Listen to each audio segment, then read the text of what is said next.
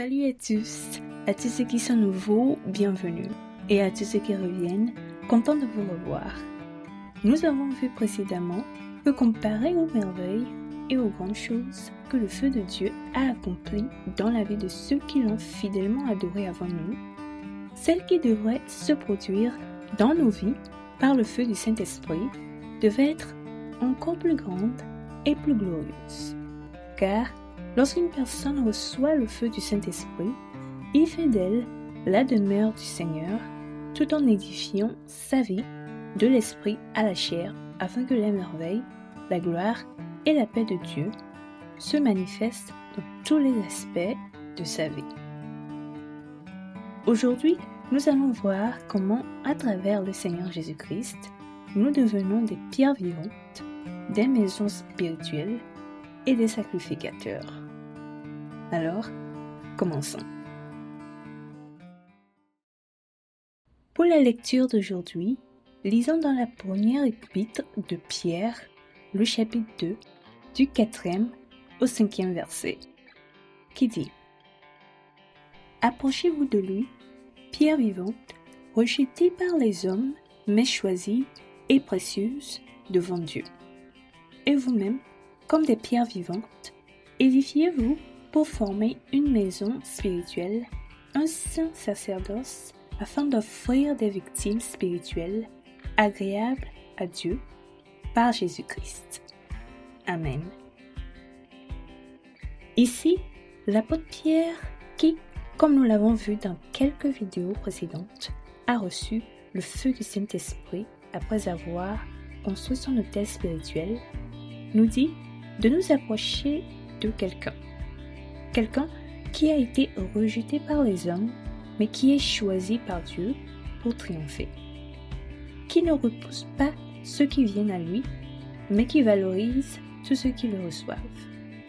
Quelqu'un dont le nom est Jésus-Christ. Car Jésus-Christ est la pierre angulaire qui apporte la vie. La pierre détachée sans le secours d'aucune main, qui écrase tout et devient une grande montagne qui remplit la terre. Cela dit, lorsque nous nous approchons du Seigneur Jésus-Christ par l'adoration que nous lui rendons, c'est-à-dire à travers notre consécration à sa parole et à travers nos prières, il accomplit en retour des merveilles dans nos vies pour nous transformer en pierres vivantes, tout comme lui. Cependant, comme le souligne la première partie du 5e verset, lorsque nous devenons des pierres vivantes, comme le Seigneur Jésus-Christ, nous devons nous édifier pour former une maison spirituelle. Car, en tant que pierre vivante, nous avons Jésus-Christ comme un autel vivant dans notre esprit. Par conséquent, lorsque nous prions, nos prières, qui sont nos sacrifices, devraient apporter à chaque aspect de notre vie et à tout ce que nous faisons croissance, multiplication et poids. De plus, la deuxième partie du 5e verset souligne que nous devons devenir un saint sacerdoce afin d'offrir des victimes spirituelles agréables à Dieu par Jésus-Christ. Cela signifie qu'avec Jésus comme autel vivant dans notre esprit et le feu du Saint-Esprit qui brûle en nous, nous devons devenir des sacrificateurs dont les prières accomplissent de grandes choses, comme celles d'un homme ou d'une femme loin de Dieu. Des sacrificateurs dont les prières ne sont pas mortes et enfouies dans des choses physiques, mais dont les prières sont inspirées par le feu du Saint-Esprit et prononcées au saint nom du Seigneur Jésus-Christ pour être agréables à Dieu.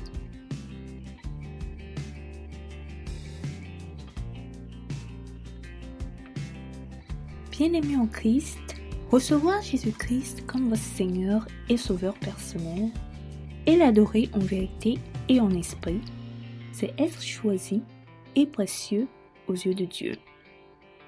Car, par Jésus-Christ, vous devenez une pierre vivante qui s'agrandit et un saint sacerdoce dont les prières réjouissent Dieu et accomplissent